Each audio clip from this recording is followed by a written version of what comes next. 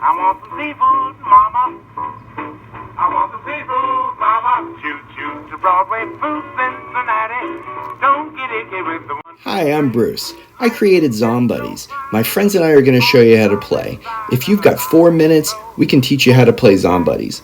Let's go. The rules are simple on purpose so you can start playing right away. The GM never rolls dice, and every player only rolls 1 die the entire game. There's never any tables to look at, and there's never any math to do. There are 4 kinds of zombies in the game: smart zombie, fast zombie, fighting zombie, and strong zombie. If you're a smart zombie, you're going to be rolling the D4. If you're a fast zombie, you'll roll the D6. If you're a fighting zombie, you'll roll the D8.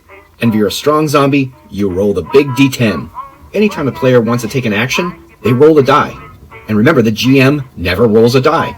If you're trying to do a task that takes brains, you're going to be rolling a smarts check, which means that'll succeed if you roll a 2 or a 3. You roll against smarts when you're trying to figure something out. But remember, you're a zombie. At best, these are simple machines and simple tactics. Maybe you could figure out how to work a locked door with a key. To succeed, you need to roll a 2 or 3. And smarts, the core aspect of a smart zombie. That's what you're good at if you're a smart zombie. Movement checks, you check against the speed value, which means you need to roll a 3, 4, or 5 to succeed. You check against speed when you're trying to do something quickly or something dexterous. And speed is what you're great at if you're a fast zombie. Are you in a fight? Well, then you're going to roll against skirmish, which means you need a 4, 5, 6, or 7 to succeed. You roll against skirmish when you're attacking, but also when someone's attacking you. And skirmish is what you're great at if you're a fighting zombie. If what you're trying to do takes strength or stamina, you're going to need to roll a 5, 6, 7, 8, or 9.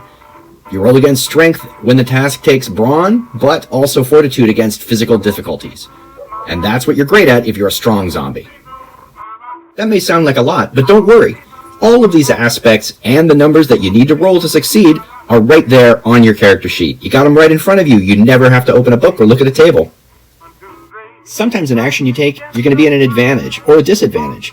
In that case, roll 2 dice. If you're at advantage, take the better of the 2. If you're at a disadvantage, both of them have to succeed in order for the check to succeed.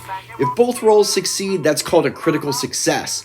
And the GM and you will come up with something amazing that happens in the story.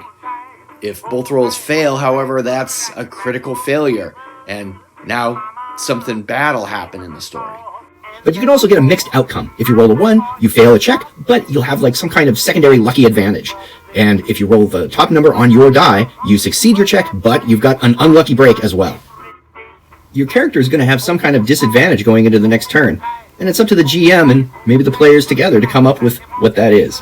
If you're in a battle, you're probably rolling against skirmish, and if you do hit, you're going to roll again to find out how much effect you've had on that enemy, how many life points of damage you've done to them. If you roll the top number on your die, you roll again because now you have an exploding die, and you can roll again and keep adding to that total as long as you keep rolling the top number on your die. If you take all of an adversary's life points, they don't exactly die, they fall into a zombie sleep. You devour their life energy, and now you've got a star. You can choose to spend that star at any time, and when you do, you take control of the narrative to have something amazing happen that you don't need to roll for. You can only have 1 star at a time, and once you use it, you lose it. In order to get another one, you're going to have to defeat another adversary. But players don't have life points, so if something would have injured them, instead they roll a danger check. Danger starts at 1, and you need to roll higher than your danger point. Roll over your current danger point, you're fine. You've survived.